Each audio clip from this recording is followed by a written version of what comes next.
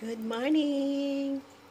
Gawa po tayo ng congee. Ito po yung natin, ingredients natin. May rice tayo, may pork meat, gizzard, dried oyster, at scallop. Scallop, at saka, lemon peel.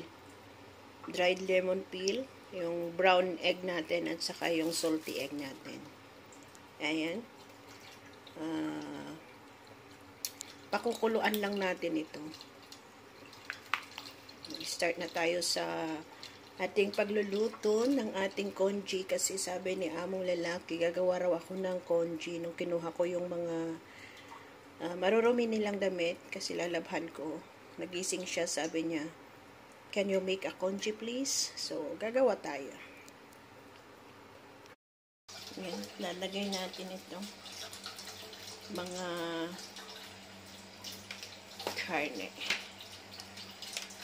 Sa boil lang natin. Kasi nga, para matanggal yung dumi.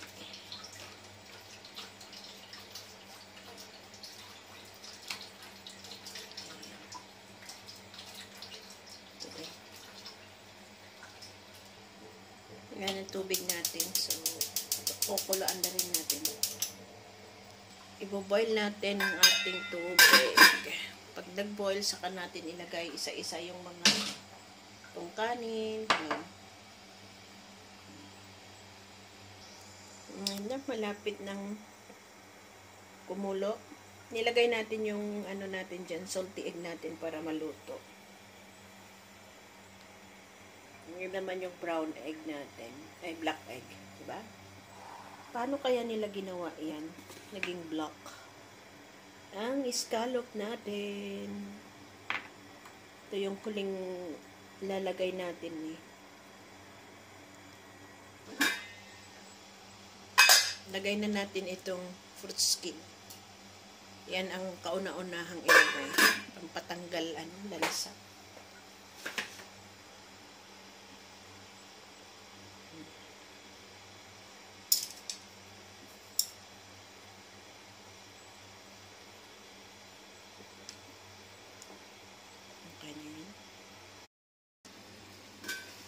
Kumukulo ng ating tubig. So, we can put all this one na.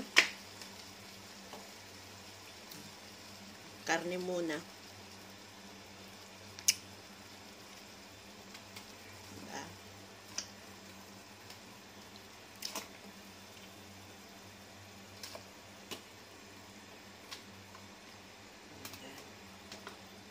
Bus na yung karne. Next ay itong kanin.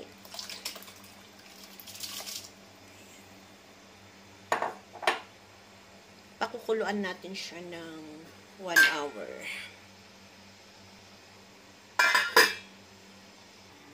Ayan yung scallop. I-dry muna natin bago natin ilagay sa oven para maging brown at crunchy siya. Ayan na. Ilalagay natin sa oven para mag-ano siya.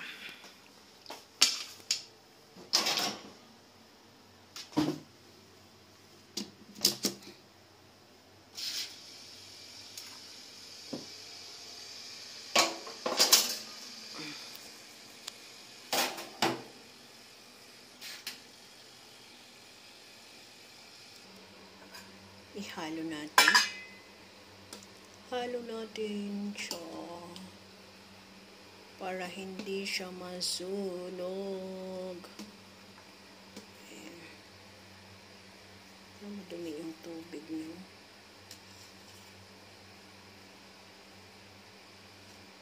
Bula-bula.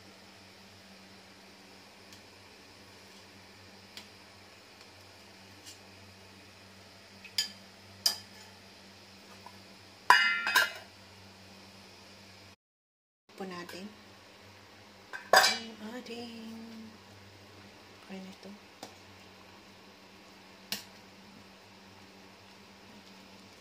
Lagay na natin ang ating dry scallop.